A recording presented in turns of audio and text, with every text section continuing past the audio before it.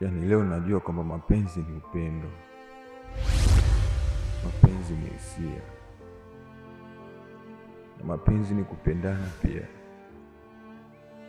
Mtu ambaye nilimpenda na nilimweka katika sehemu kubwa sana ya malengo yangu ya maisha, yaani leo ndo amekuja kuniharibia plani kabisa ya maisha.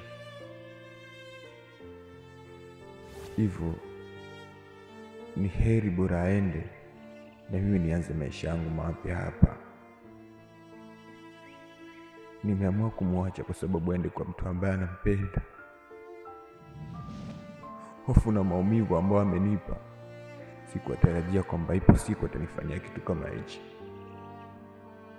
Hivyo abadan, asila, kuanzia leo siwezi kumwamini mwanamke yoyote yule isipokuwa ni mama yangu mzazi. Ndo aliyefanikiwa kunitunza mpaka hapa nilipo.